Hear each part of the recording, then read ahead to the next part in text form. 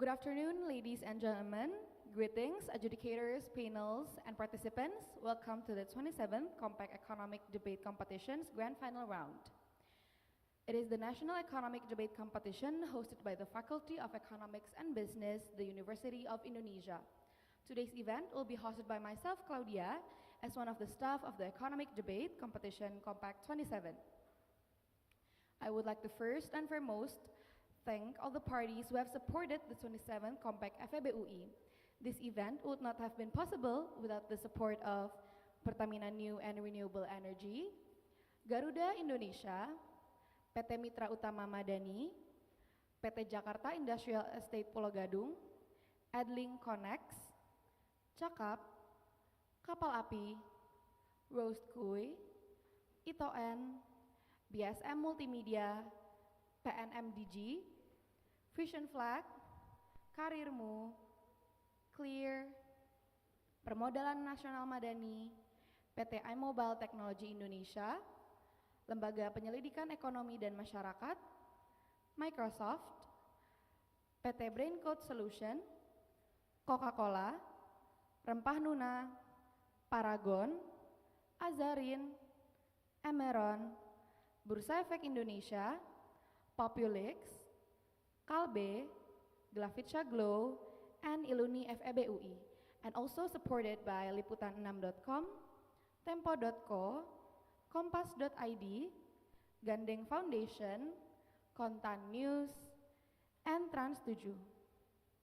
Now, first of all, we would like to give our Chief Adjudicator and Deputy Chief Adjudicator a certificate as a token of appreciation from the 27th KOMPeK FEBUI. To Kak Jones Anderson and Kak Tiziana Minerva, please come up to the stage. And the certificate will be handed over by Claresta Mirabel as the Coordinator of Economic Debate Competition, and also Kak Tengku Muhammad Ramzi as the Vice Coordinator of the Economic Debating Competition.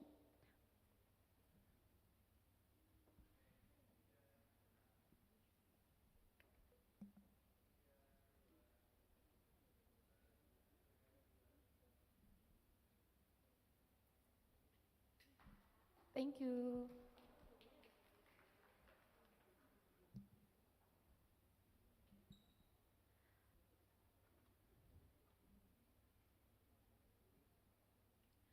Up next is the grand final match between SMA N2 Jakarta and SMA K1 BPK Penabur Jakarta with Kak Rizky Ananda, Kak Jones Anderson, Kak Muhammad Khairil, Kak Tiziana Minerva, and Kak Vanes Erwin Wu as the adjudicator of the grand finals round. And to the chairperson and timekeeper in charge, the time is yours.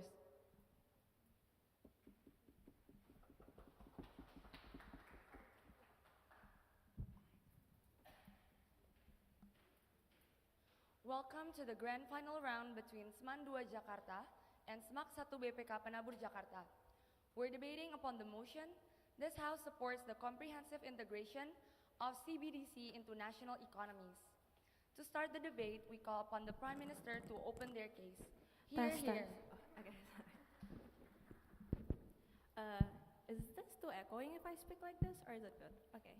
First of all, this is like probably the first grand final that I think is big, and I want to say thank you to all the people that supported and people who are observing. Thank you so much, guys, for being here. It really means a lot for us. Terlalu tinggi. Okay. Anything that I said in the debate is only for the purpose of debate. I hope nobody take out of context because this is being recorded. I'm gonna start my speech in 3, 2, 1. We think the modernization of economy is inevitable under both sides. It's gonna happen under both sides. But the problem is, which side could do it better? Few points are set up to crystallize debate. First, what do we think national economy actually look like? We think it's as simple as you go to the store to buy a snack in a micro level, or it looks like how company pay their wages. But Secondly, what does comprehensive integration actually mean in this debate? We think A, it will happen massive, but it's also gonna be widespread at the end of the day. That means there's gonna be more of government doing this and etc. And they're gonna create policy and the materials to actually do it. But B, we think because exactly this is this house support motion, that means it will be done step by step and gradually. So I don't want to hear opposition saying that it's gonna take a 180-degree maneuver, etc., and it's gonna hurt the economy. But thirdly, what does this debate need to talk about? A, exactly, this is this house support motion, not this house prefers. The world not gonna change. The existing check and balance, i.e. interest rate policy, still exists, and it's a system that already integrated and it will be far better on our side. But B, our burden is not why countries are capable of doing this, but what we need to prove to you why it will be better if you actually support this. So that means opposition need to prove why it's better for the existing status quo, for example, cryptocurrency that is probably unregulated and etc., and how they will achieve modernization of economy that involve in scalability and people actually opting into this. Two main arguments in my speech. Firstly, why we create better modernization of payment, but second, why we need government intervention to begin with, and this is gonna link back to better national economy dependence. First argument then, why we create better modernization of payment. We think in the status quo, there's a diverse option of payment, i.e. cryptocurrency or other diverse payment. This is the result of technological advancement and globalization. What are the impact? We think A, people are inherently confused because we don't think letting all go to the capitalistic system of cryptocurrency, etc., have a lot of, for example, whale that could do whatever they want and take the money whatever they want. It's inherently too much information for these people to actually opt into digitalization or modernization. But B, we think the fact that it's unregulated and unstable because it's also contingent to many externalities, i.e. if US suddenly ban the crypto in Joe Biden administration, that means it will impact the global market sufficiently, right? But then C, because the existing of many problematic self-made coins and etc. But what all of this is proof is that it's hard for people to compromise. But why does it mean under our side it's gonna be better? Because exactly, the general public have trust issue with this a lot of problems with an economy issue and currency. Exactly, if the one that is doing this, if we can prove to you why we got the trust of all the general public, that means there will be more opting to modernization of payment. Why is it so? Because A, is trustable. Because exactly the one that is doing this is the government. This is proven how if for example, if you choose bond, it's probably the most valuable thing in terms for government. Because exactly this is a promise from the government. So that means there's a lot more picturization, there's a lot more trust in the government institution to begin with. But B, because it's good, because we think it's diversify the money flow and it will create less inflation and so far. How do we actually tell you this? Because we think when people produce more money, but it's not enough, then the price gonna more fluctuate because exactly you cannot actually know how much you are using because exactly there's no certain metrics how the current status quo could actually deal with this. But secondly, we think exactly because it's a system, that means it will be more flexible and easier for people to for the central bank that are gonna do it to actually diversify their money and to do what amount they actually want to put in because they actually surveillance this kind of stuff. But see, even we think this is a preemption to their case. If they say it's gonna harm the the private banks, etc. Few things. A, we think on either both sides, currently conventional banks is at risk of being left out, simply because the existing problem that I already told you, how people opting out to other stuff and going to other things, right? But so for example, cryptocurrency rise, etc. But B, exactly, we flip this because we think when the central banks having this integrated system, that means there's a lot more integrated system because of the modernized central currency. This link back to get to a better together teamworkship between these two actors in this debate. That means there will be easier integration and pushes more innovation for this bank to begin with. Before moving on to comparison, is there any engagement? Okay, no engagement. So what is the conclusion under this side? We told you how we fulfill the main prerequisite of people actually opting into like modern payment, and why secondly it's better for people because that means you will know a lot more information in terms of this. But three, because exactly that means it's easier for people to regulate the market, etc. Because you have information to begin with. But moving on to second argument, why we need government intervention and why it's better on national economy resilience. Within the context is it, the existence is going to be separated from government to begin with, because the one who probably manages is the central banks, i.e. the Federal Reserve or probably Bank Indonesia that exists in Indonesia. There's a lot of check and balances for fiscal and monetary policy that still exists under our side. This at least neutralize their harm of the worst case scenario if they want to put this at us, because it doesn't mean that the Federal Reserve, we just put a very populist stake for this and ruin the whole economy. This is extreme case. So why we think this is important to the argument? Because the increasing of other choice of payment from outside, I mean, it's more prone to external factors that exist under their side. But why we think this is better under our side? Because exactly, if it's a central bank, I mean, as a country institution, then you have more moral obligation to provide to their citizen. So there's a lot more check and balance. The citizen could still ask more and ask for But secondly, because it's important for them to know where their citizens are, because that means there will be less chances of exploitation of currency or the fact that their citizen is opting into other stuff. That means you can see more where this actually currency being used, and this is the important part of why it's important for you to create national currency. This is exactly why, to link back, i.e. in a few years ago, how Biden want to stop the cryptocurrency and create U.S. own currency, because it's inherently important for this country to actually opt into the modernization of the currency as it exists in the global market payment. Why is mean better under our side? Because exactly you giving the obligation to the one that have the most obligation and will create more check and balance under our side. You have better trust. For all of that reason, very proud to propose. The Prime Minister spent 7 minutes and 18 seconds on the speech. Now we call upon the Leader of Opposition. Hear, hear.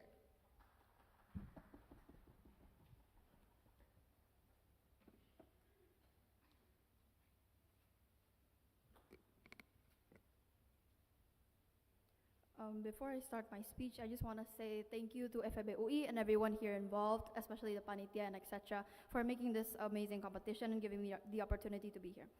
So I'll be starting in 3, 2, 1. A few points of setup to clarify this debate before I move with my substantives and rebuttals. Firstly then, this means that when they start integrating this CBDC system, everything is going to be placed in blockchain. So there's no physical asset or a tangible object to actually pin it to. So the value of this is highly fluctuated because there's no tangible access to pin it to under their side of the house. But secondly then, it's because these are stored in blockchains, right? They majorly rely on blockchains. This means that they take up so much energy, and this is a problem, because so therefore people from rural areas and people who do not have enough accessibility to actually access this is more disadvantaged on their side of the house. But then moving on, we think that side government's case is entirely inexclusive, because the thing that decentralized banks exist, if they want to push so hard on modernization, or the fact that they want to create more practical ways to actually pay things such as in supermarkets and etc., we think that those things still exist under our side of the house because we have more decentralized banks, credit cards, and banking and etc. But moving on then, it's because of the fact that side government has failed to prove why. Firstly,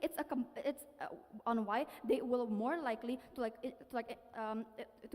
make sure that this digitalization happens better. But secondly then, they fail to prove why their benefits are exclusive, but then lastly, they also fail to prove the urgency on why the government needs to allocate so much budget into actually creating this sort of system in the first place. But a few points of rebuttals then. Firstly then, it's because of the fact that when they said that, it's so widespread, so therefore it's a national economic system, right? But a few responses to this then. Firstly then, they didn't prove the feasibility on how you ensure that this is accessible to everyone, especially those vulnerable people from the rural areas. They didn't do so on their side of the house. But however then, they don't have the fiat to claim that it will be implemented effectively and the best implementation on their side of the house. But secondly then, we prove why this makes it harder for the poor people to access this, which I'll later extend my substantives, but because that we flip their argument, and because of the fact that these poor people will be having a harder time to access this stuff because it takes up so much energy and not everyone has that accessibility to do so, then this means that under their side of the house, the impact is that they've severely blocked out these people from accessing sorts of transactions and etc. But however, secondly then, on on their statement regarding why moral obligation under their side of the house. But I realized that this is just not enough to simply say that on why people will actually be able to access this better on their side of the house. But if we flip their statement, we say that we fulfill the moral obligation of the governments better on our side of the house because we make sure that everyone has the same access towards these types of transactions in the first place. But then moving on to my substantive, right? Two arguments here, panels. Firstly, regarding why do we get better accessibility towards the vulnerable people in the rural areas? But secondly, then why do we get better privacy on our side of the house? First argument regarding the poor people and the vulnerable people in the rural areas. Realize that what happens under side of government is that when they start to implement the CBDC system, this means so many people will start using the system, right? It's a national economy, as they've said before. So what the problem is then, that means less people will start using these local banks, like decentralized banks in the first place. People will more opt to CBDCs, especially the rich people, so therefore they just start pushing CBDCs to be implemented in the first place, right? But secondly then, because of the fact that people use these banks less, people start depositing less money into the bank accounts that they have in these decentralized banks. This means that the bank has less financial capital to provide credit for the vulnerable people that needed that in the first place. So realize that the most of these banks are able to provide credit in the first place is because of the fact that they gain these sorts of capital from the deposit that these people make into the first place into their accounts. But secondly then, realize that the problem here under side government, what happens that essentially they cannot lend credit properly to those people who very much needed it. And this is exclusive under our side of the house. We have better to achieve this better on our side of the house because of the fact that in order to actually provide credit in the first place, they needed to have a physical asset to be pegged into. They needed that to point it into, right? Because the fact that there's no physical asset and there's no enough financial capital to lend these credits to the people that actually need it in the first place, then it just means that it's harder for people to actually access more better financial safety nets on their side of the house because of the fact that poor people needed the credit the most. They needed to buy things such as like necessities for them to actually live in the first place, but they didn't have the money to do so, so therefore there's more disadvantage under side government in general, right? But then thirdly then, because of the privilege that you need in order to access CBDC in the first place, because of the fact that it uses a blockchain technology, this means that it takes up so much energy that not a lot of areas have the ability to do so. It takes up so much energy from the government itself to actually be able to sort of fund this sort of system. So however, the problem is that rural areas doesn't have this sort of accessibility to do so, right? But it's exclusive because banks rely on like tangible assets and it's better on our side of the house. But on the worst case scenario that it is inaccessible, but it's because of the fact that it's only available to the rich because they have more reserve capital to invest it onto. But secondly then, it's because of the fact that they have more accessibility towards energy itself. So therefore the impact then is that they create a polarization of like towards capitalism itself because they only allow the rich people to actually be able to access the system itself. But we're moving on then, because if side government tries so hard to ensure that they say that if this system will be they will make sure the system is accessible to everyone. However, the problem is threefold, right? Firstly then, you need a large amount of capital to be able to fund that much energy in the first place that not every single government has the ability to do so, right? But secondly then, because capital is a zero-sum concept, it is a limited concept. That means that they have to at some point allocate or make trade-offs, such as if they want to invest so much capital into making sure that security or making sure that this is accessible to everyone, they need to start cutting costs on other sectors as well. This is a bad thing. This is problematic because of two reasons, right? Firstly then, it's because in the best case scenario that they try to make sure that they invest so much capital into making sure that the system is accessible by everyone. This means that other sectors will also lose more capital of funding, like for example infrastructure, to make sure that these are like social welfare programs to make sure that these people get better access to quality of life, right? But we're secondly done on a worst case scenario that they try to allocate the budget more equally between all other sectors. We still think that the benefit that they try to claim is simply not that big of an impact because of the fact that it won't create that much of an impact because they don't even have enough capital in the first place to achieve that sort of impact that they wanted to. So therefore, but other than that, if they try to say that they'll still implement it equally, the thing what happened under side government is that the government system will try to there's just less accessibility and it's just more unequal because the fact that they'll more concentrate on the areas that provide them more political benefit, like more votes, such as etc. But moving on then to my second argument regarding privacy and why we get better privacy and why their privacy is harmed on their side of the house is because the fact that all information is contained in the government. It's easier for them to be targeted by hackers because of the fact that every single information on every single citizen is on the same system, right? But secondly, a few points of clarification before that. Because of the fact that hacking is a symmetrical problem, if they wanted to claim that the security will be better on our side side, because of the fact that the government takes it seriously, realize that no matter how good your security is, hacking is still a magic problem under our South House, and we can see that. However, the difference is, the delta is that we say that our side handles it better because of the fact that we decentralize and we have other better alternatives to actually for people to actually store their money into, right? But because the fact that people are less decentralized on their side of the house, they don't have enough diversity in their options. They don't have enough diverse ways for them to actually to put in money or invest in things. So therefore, in the worst case scenario for developing countries like India that experience power outages so frequently that these people have actually bad access to like proper energy and etc. under their side of the house, what happens then? What happens is, under their side, they just disadvantage the poor people, and especially people from developing countries who do not have enough privilege to do so. So therefore, they only benefit the rich under their side of the house, and all the benefits are exclusive. With all that being said, so proud to stand aside opposition. The Leader of Opposition spent 7 minutes and 23 seconds on the speech. Now we call upon the Deputy Prime Minister. Hear, hear.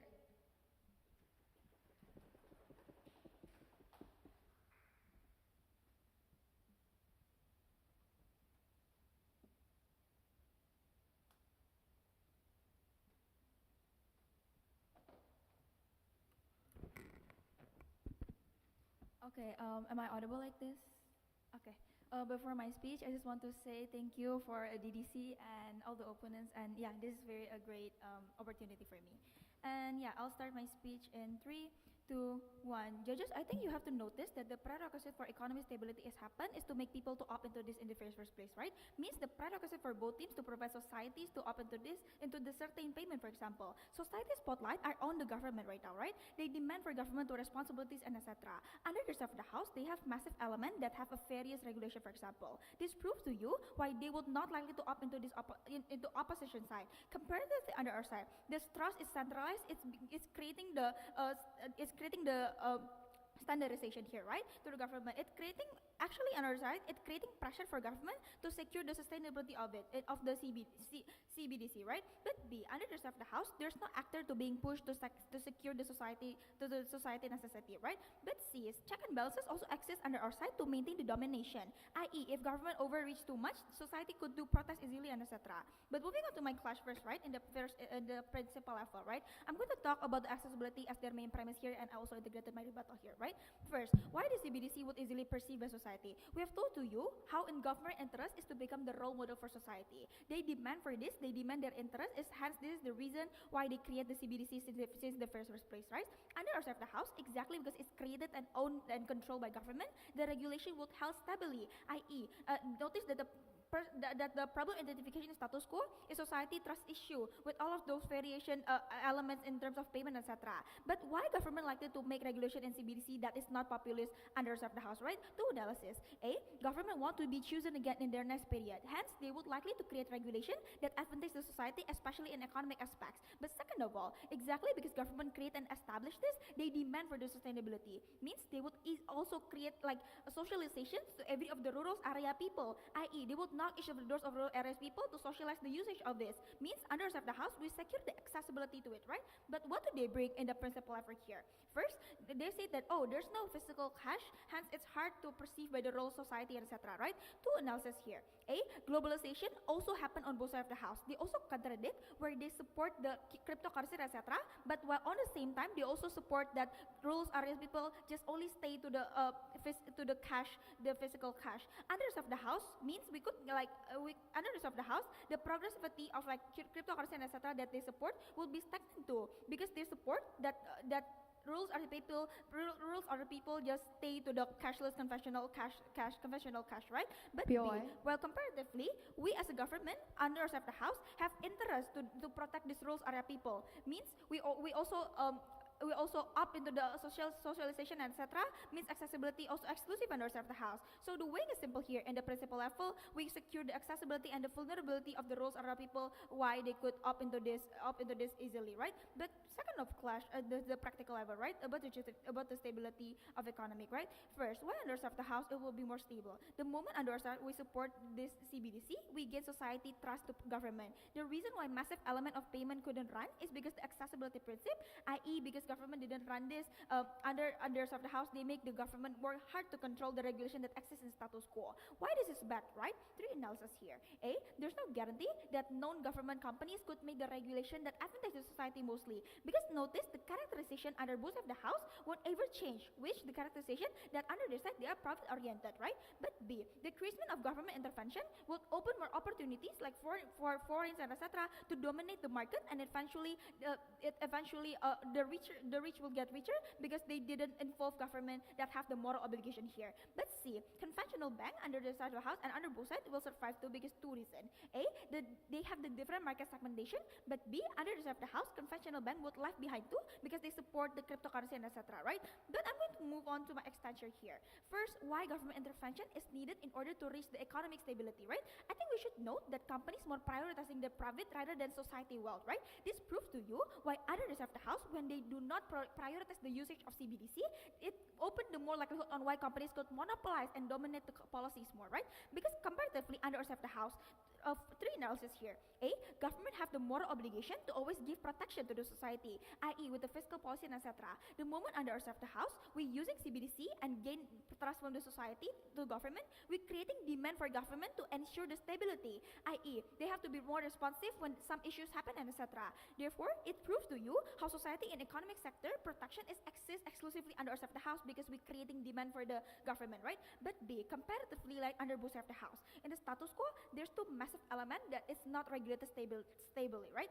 Two implications here. A, it will be blurry under the House. Therefore, the sustainability in the long term is highly questionable. Because notice, this transaction is need to continuously to run, right? While under the House, society would feel confused and eventually got to harm by these non-CBDC companies. But second of all, right, comparatively under the House, these changes will gradually happen. We give trust to the government, hence we also demanding for the responsibilities if some issues or some worst case happen. But see, right, if government worried that, oh, government is problematic right now and etc. Two analysis here why this is less likely to happen, right? A, global demand spotlight are on the government right now. Government have the image that they need to protect because they are the society role model, for example. Government want that they become the role model from the society, hence it's proof to you why there's a likelihood there will secure the society more rather than non-CBDC companies, right? But second of all, if they worried that, oh, CBDC is eventually gonna be like problematic and etc., well, we argue to you, right? A, there's government could take care of the responsibilities under the House rather in their side. Foreign investor, for example, could easily opt out and leave those marginalized society behind, right? Because we've told to you, right, the one and only actor who had the responsibilities to society to protect the society is only the government here. Hence, it is justified for society to build trust with them, and the protection is exclusively exists because they have to protect the society in the long-term run. So proud to propose. The Deputy Prime Minister spent 6 minutes and 26 seconds on the speech. Now we call upon the Deputy Leader of Opposition. Hear, hear.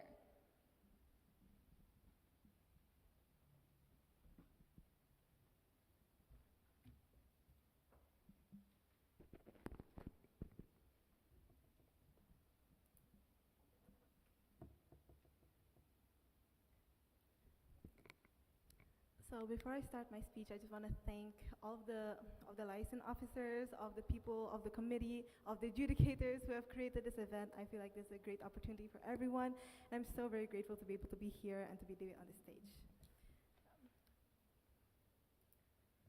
I'll be starting my speech in 3, 2, 1. One extension regarding how foreign investment is directly worse on their side. But before that, 2 points of rebuttal. First, regarding modernization, and second, regarding the need for government.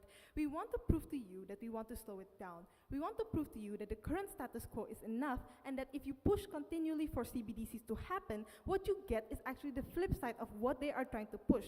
First, on modernization, they have already identified that there are so many alternatives that exist. Not only cryptocurrency, but also physical money exists, but also digital banks exist. Look at BCI Mobile, look at GoPay. We think that that is a form of modernization, and then we question then why it is that why their issue with modernization is the fact that people, for example, don't trust it.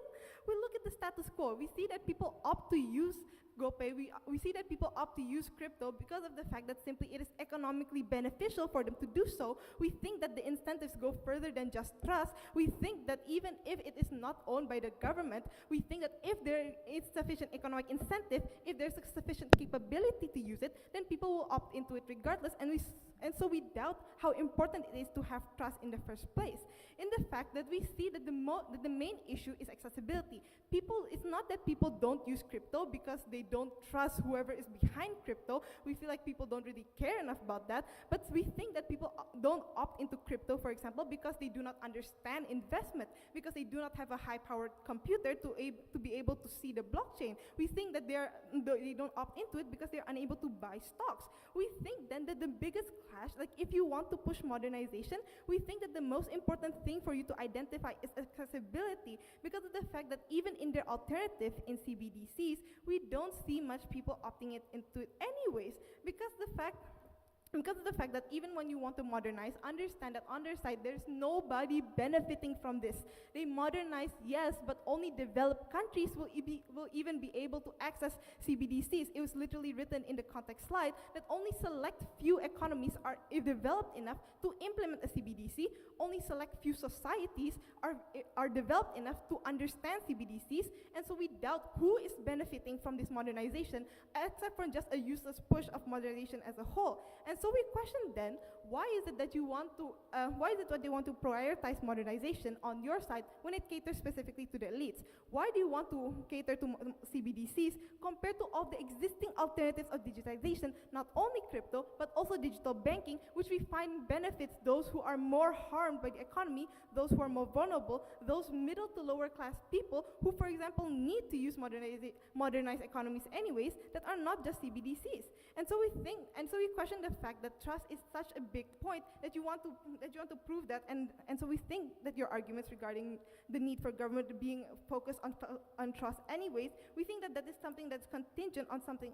We think that that's contingent on a point that isn't even exclusive on your side, and it isn't even proven through your mechanization, because people still don't opt into CBDCs. And second point on the need for government, we think that is simply not exclusive. On all sides, even in struggling societies who cannot implement CBDCs, you are still going to demand your government to help. You're still going to demand for welfare. You're still going to demand for innovations within your economic system. And so we question why CBDCs and trust specifically is what causes you to have trust in your government. We don't see a direct link into this. And so we think the fact is that it is horrible for you to opt into CBDCs for the fact that you proliferate the shift away from other forms of digitization. Understand that when you shift, they already accepted that you are going to use private banks less. You are going to use these other alternatives less because, number one, you quote unquote trust the government. The fact is that the goal of a national economy in the first place is to aid the people. It is to create a system, a society in which people are able to access capital, in which they're able to use capital and able to fulfill their needs. And we think that the existing digitalization that already exists within the status quo is more than sufficient, and that the harms, for example, like people opting away from private banks, like people, for example, having leaks of privacy, like them not being able to access the blockchain, we think that those are harms exclusive to them, and we have failed to see why they justify this with the benefits that do not manifest for those who are most vulnerable within their society. And additionally, we want to respond to the fact that they tried to compare crypto and CBDCs. We think that the difference of these two is the fact that crypto is not a national economy. It is not integrated into everything. It's not integrated into microeconomics, which they have already framed that national economics deals with the lives of daily people, with how you buy and sell products, with how you access your needs. And so we think that you cannot even compare crypto and CBDC because of the fact that within your CBDC, you need to characterize that it will be used in all parts of society, which is why accessibility is the most important point, and we already win on that point. Second, then, on foreign investment and why it is that it is harmful for these developed economies to even have a CBDC and implement it. First, we think that it is then likely for these developed countries to push for faster and more rapid adoption of CBDC in developing countries. The fact is that CBDCs exclusively only help the government, right? Because of the fact that it's, for example, more efficient, because of the fact that it's, for example, faster use these things. However, the fact is that not all countries are able to implement CBDCs. And so if your mitigation is the fact that all these harms of CBDCs won't exist when you perfectly implement the CBDC, we think that developed countries adopting this notion, adopting the fact that you can use CBDCs as a factor in national economies, not only in microeconomics but also in macroeconomics, we think that this directly forces developing countries to faster adopt CBDCs, which only proliferates the harms that have already been established by my first speaker. And so additionally then, why do these developing countries even and so we think that two scenarios are going to happen. First, that you force the adoption of CBDCs earlier for developing countries, and second, that you change the capital in these developing countries into CBDCs instead of the usual and the alternative, which would be foreign currency. The thing is that on your side, when it is developed, when it is integrated into your national economy, it becomes a factor of trade. It becomes a factor in how these developed countries interact with the world. It becomes a factor in foreign trade.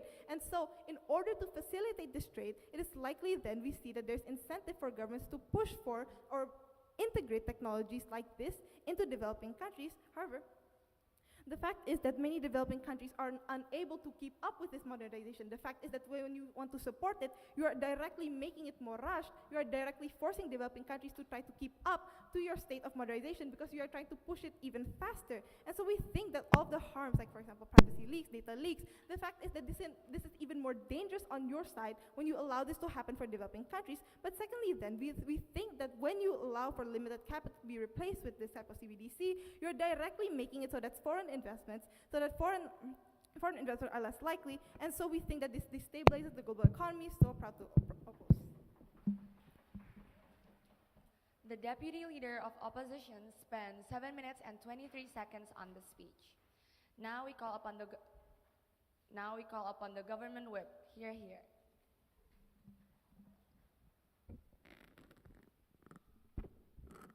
Check. Is this all right?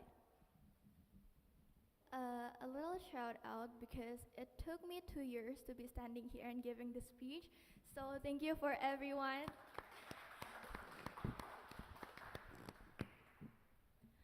Okay, since this is recorded, everything that is just for the sake of competitive debating.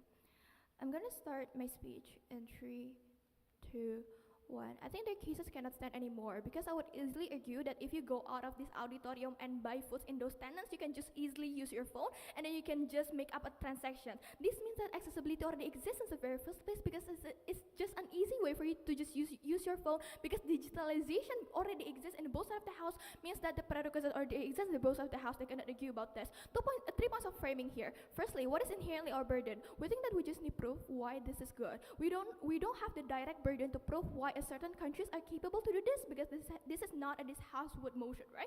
Even if we need to engage, it's okay to sacrifice allocations, budget for welfare and etc. We think that it's still okay because the trade-off in the long run is for the sustainability of the country itself. We say that it's justified. Second, I would question their world portrayal because at side opposition, if they oppose this, but there's still an unregulated instruments, i.e. crypto and etc. when there's no supervision and etc. means that things of investment payment and etc.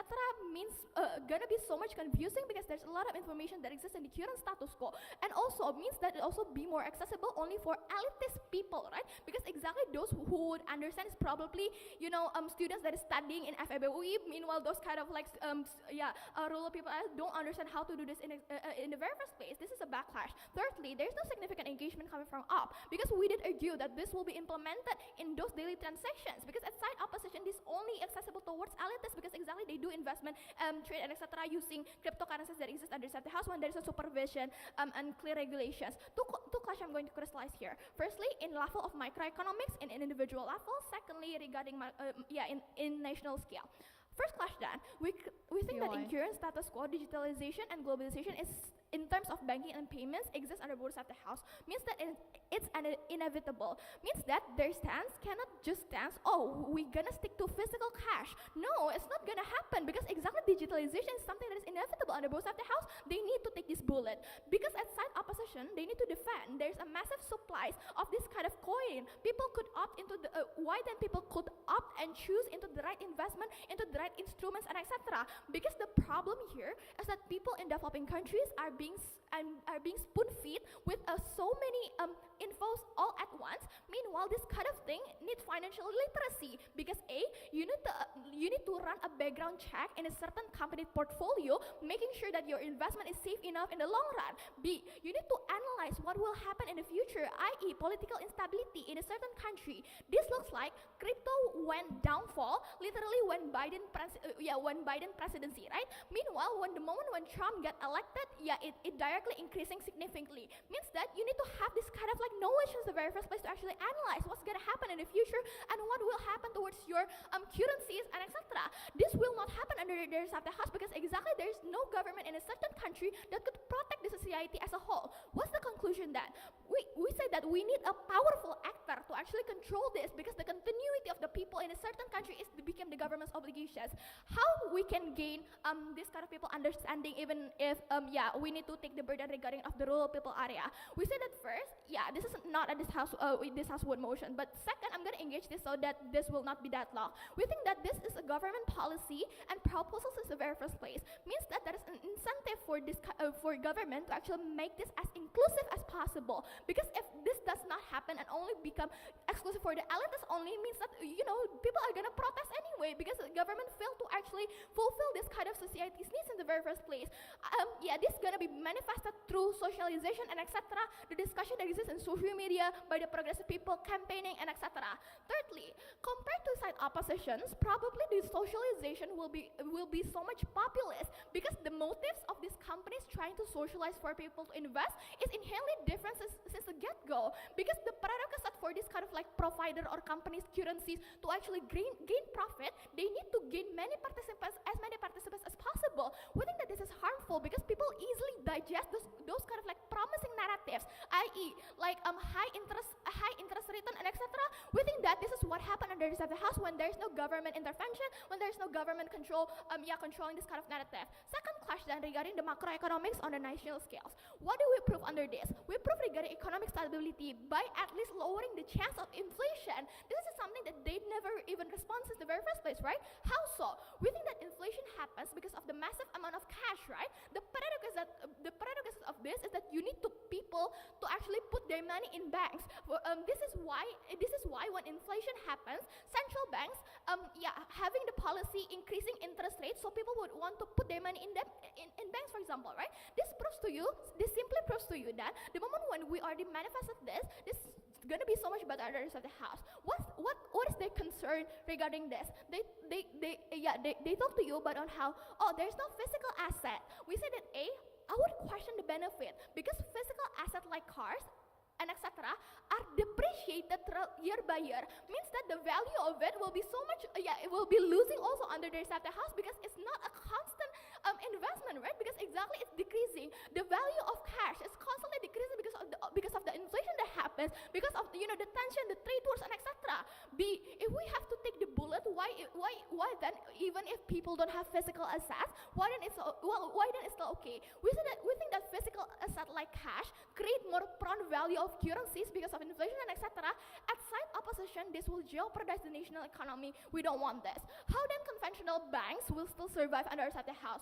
Threefold. A, the survivability is symmetrical under both Reserve House because in terms of globalization, few people starting to shift preference of payment at side opposition. There's also chance for people up into the wrong thing. B, we still have segmentations, i.e. this kind of banks still provide microcredit services or like credit card limit, discount and etc. So which is why banks could still survive anyway. Lastly, thirdly, we think that central banks have incentive and obligation to help because they're inseparable and etc. And they still need check and balance in the current status quo, right? This manifested even better means that we're creating more integration between central bank and private conventional banks. Why this is important? First, you create similar policies. Second, is also easier for conventional banks to provide more diverse services. The chances of collapsing is actually symmetrical on the both sides of the house. But let's compare the treatment. First, at side opposition, we think providers could easily opt out because they don't have the justification and moral obligation to help out the victims. At best, companies' assets will be seized and liquidated by the banks, but it doesn't help anything. It doesn't give significant impact. Means that the obligation will be shifted towards government, more burden towards the government because they need to face people's protests every day. they need to give out more subsidies and etc. Comparatively, under our State House, meanwhile government can run from this kind of burden. They need to directly help the people out of it. Proud to be champion. The government whip spent 7 minutes and 18 seconds on the speech. Now we call upon the opposition whip. Hear, hear.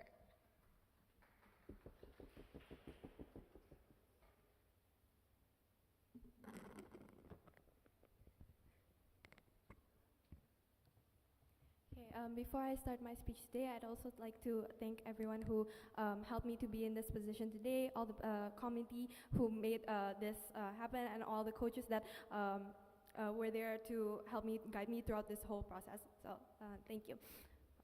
I'm going, for POI preferences, please just raise your hand or stand up, but not say it verbally, so it doesn't disrupt the flow of my speech. And if I don't respond, that means I'm rejecting your POI.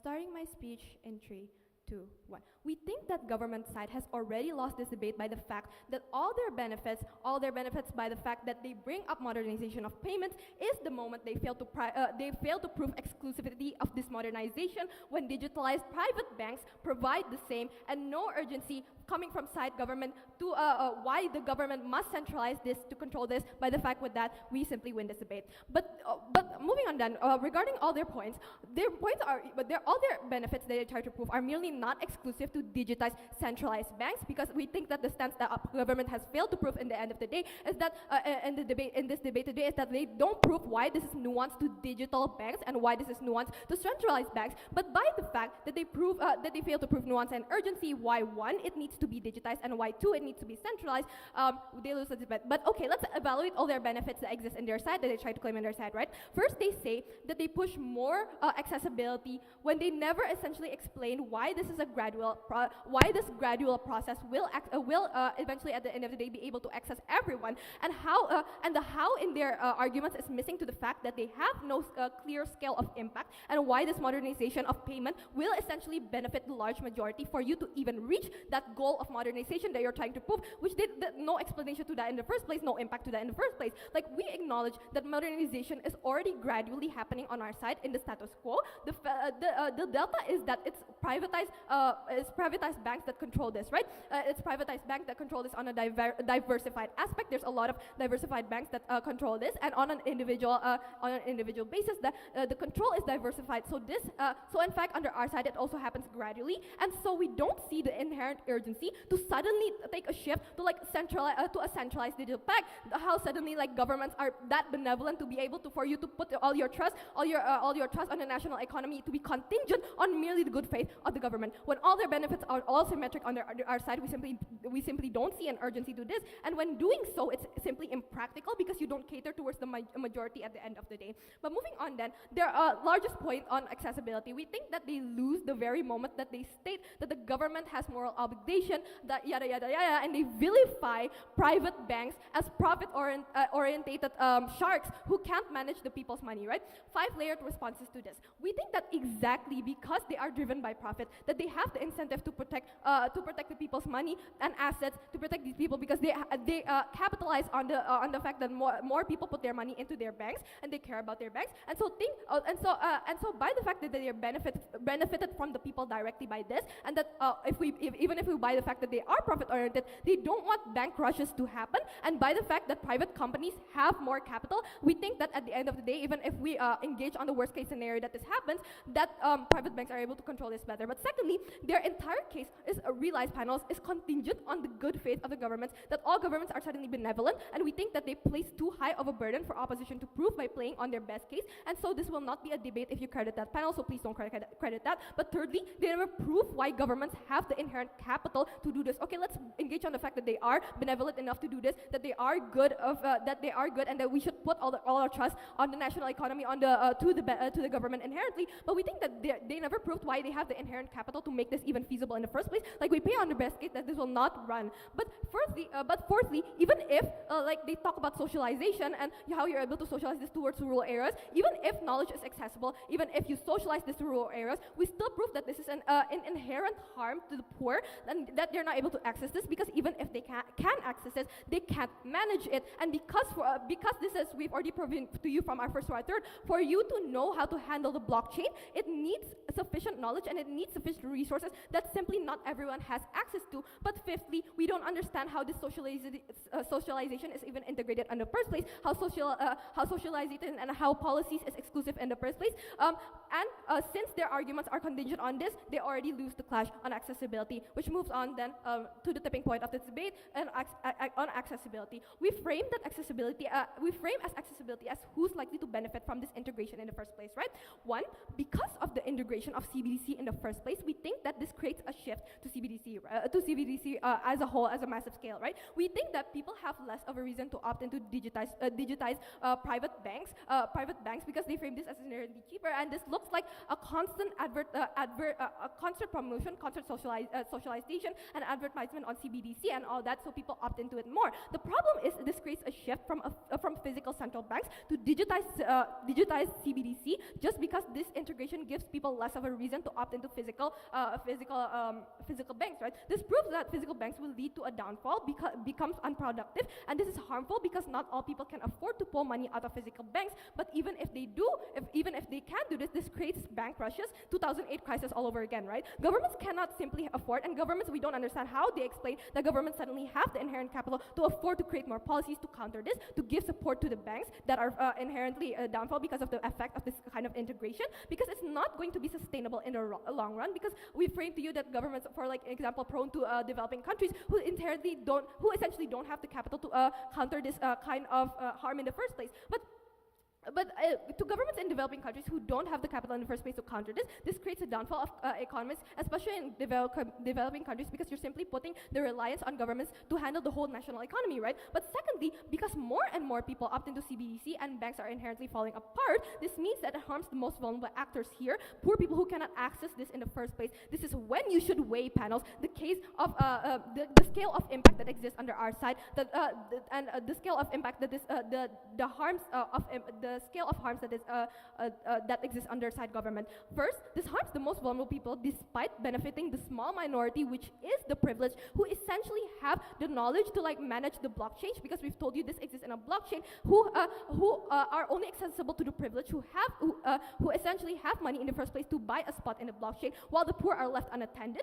Even if you say that they have access, if they we say that they can't manage it, because knowledge and accessibility to like the internet, to computers that give you the ability to speculate market prices simply is a privilege to the majority that the majority cannot afford. The scale of harm that you put to people is so large, to the fact that you cannot credit their arguments, panels, on the small benefits to the rich, panels, simply because it is immoral and impractical at the end of the day. And so we win by 3 points. That the one, that they fail to prove on urgency why they need to urgently shift to CBDC when the benefits are symmetric to status quo.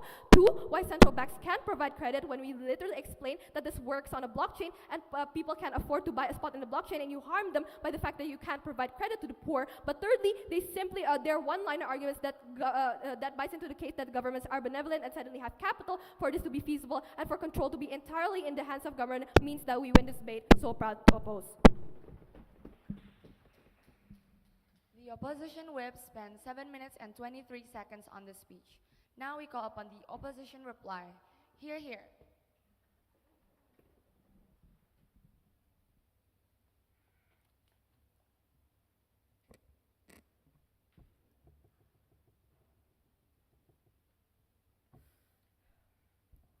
Starting my speech in 3, 2, 1. Understand that side government already knows how hard it is to implement CBDCs. They acknowledge how high it is in capital. They acknowledge how hard it is to implement it.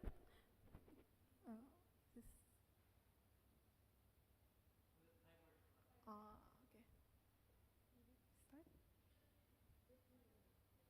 Is it good? Okay. Okay. I'll be starting my speech in 3, 2, one. Government already acknowledges how hard it is to implement CBDCs. They acknowledge how much it requires energy. They acknowledge how much it requires capital. They acknowledge that most people won't even be able to co-opt into this immediately. They acknowledge the fact that alternatives already exist. And so why do they justify all of this? The way that they justify it is to have sustainability. They have economic sustainability. However, how do you actually achieve this?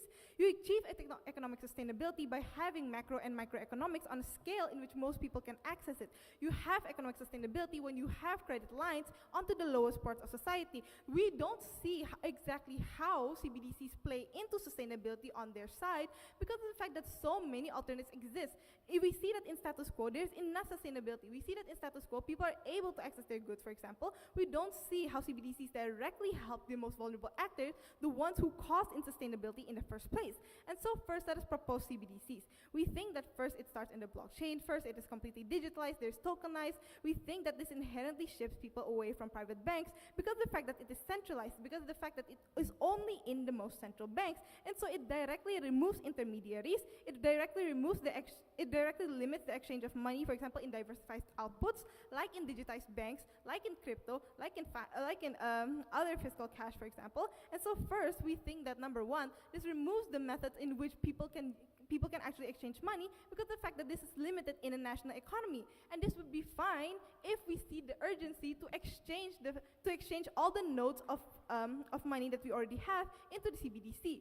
At this moment, we still do not have an urgency as to why you need to revamp the entire system, revamp the way we view modernized and digitalized currency in the first place. And so first point, we think that number one, it is inherently inaccessible for you to implement CBDCs for national economies, which directly has the stakes of entire lives on stake. And so we think that number one, you are absolutely unable to access CBDCs, for example, if you do not have access to electricity, if you do not have the financial literacy to understand it, and if you do not have the prerequisite to even have CBDCs, which would be like the phone or electricity. And so we think that number one, there's a clear vulnerable actor in which people at the lowest part of society are unable to access this because of the higher barrier of entry that CBDCs actually have. And so they actually already recognize this. They recognize that people have low financial literacy. They recognize that it's hard to implement. And so the alternative that they push, the solution that they push is for governments to implement like education for higher financial literacy, to use their capital in order to allow these people to have access to CBDCs. But number one, then, we don't see why do you need to have this in the first place when there are alternatives that don't require you to expend limited financial capital in order to propose a new solution when it's unclear what you get from this new solution. And secondly, even if you have the incentive to increase financial literacy just generally, and even if you have the incentive to push for financial literacy and governmental programs to increase this, we think that number one, this is simply not urgent when governmental capability and capital is already so limited and can be funneled into other parts of economy to create sustainability. If your ultimate goal is sustainability, we question why you can't use that governmental capital in other sectors such as education, in giving people subsidiaries. We don't see why exactly you need to focus on banking, digitalized and centralized banking specifically. There is no urgency, no push on why this is exclusive to their complete digitalization on their side. And second of all, we don't see why you need to push for modernization in the fact that we already have so many existing alternatives. From their first speaker, they've already framed the fact that people are, for example, confused, that people are, for example, unable to already efficiently use the existing digitalized alternatives that we already exist. And so we question why you need to expend more capital to put into a risky solution in which we don't see the clear comparison between what we have now and what they are trying to propose. We don't see the clear comparison in which why all their harms are justified when we can easily co-opt of their benefits without any of the harms, without losing capital. We think that this is why we win this debate. So proud to oppose. The opposition reply spent 4 minutes and 16 seconds on the speech. To end this debate, we call upon the government reply. Hear, hear.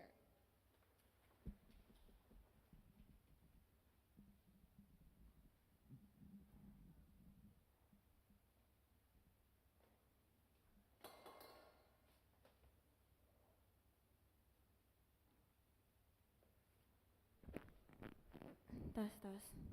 Wait.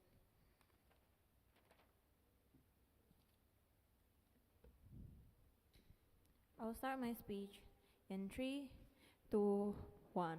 I understand that this is a hard and a really heavy matter of economic scope that is probably very, very vague for us high school students. But I think I already put out in my setup how the CBDC will most likely look like. It will look like the digital currency that probably US are giving and how it exists in China, Sweden, and etc. You can also mean that you further transaction, etc. In, for example, the the digital currency market, etc. But then, what you need to notice in the debate, we think notice the word integration. That means it means add up a new element to the existing system. This means if they want to propose the rural areas people, probably there are people who don't use GoPay to begin with. But B, all of their harm about areas people is irrelevant because we told you welfare system, fiscal policy still provide for this. Their urgency is out of this debate and at best is probably symmetric. But B, we don't think their second framing about cryptocurrency is efficient and there's no urgency on their side because we already characterized to you from the very first how the fact that there's many people are confused about the digital currency that exists all around the world, the exact reason why they probably opt into the dangerous one that creates many false investment and etc.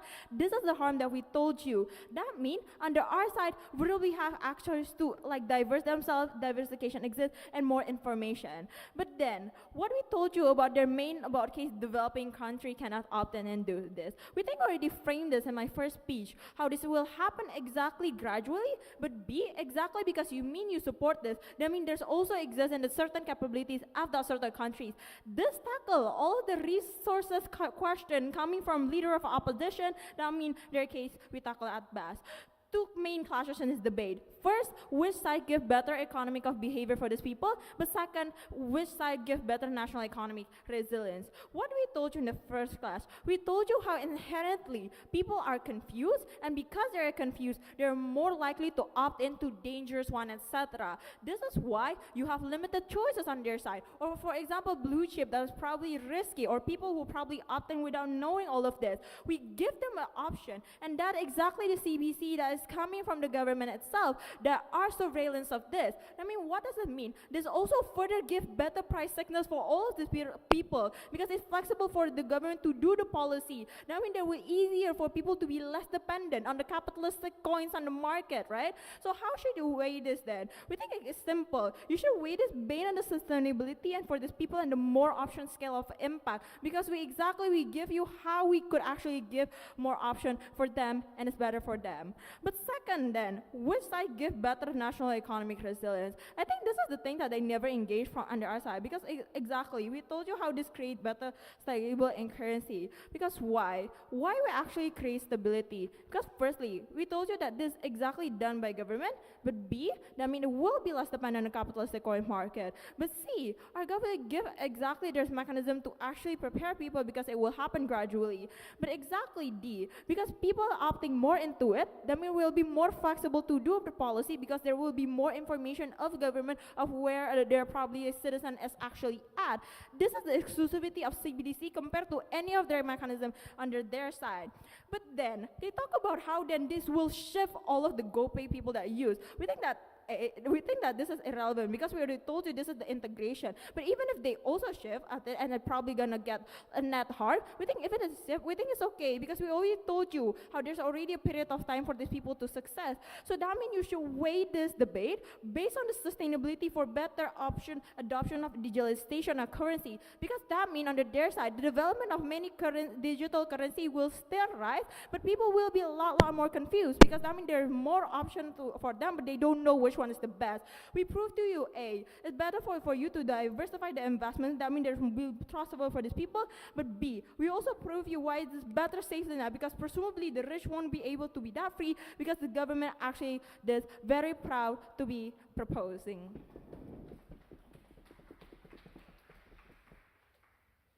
The government reply spent 4 minutes and 21 seconds on the speech. This is the end of the debate. Thank you to both teams for your speeches. To the MC, floor is yours. Okay, thank you everyone. Good job for both teams for finishing this round.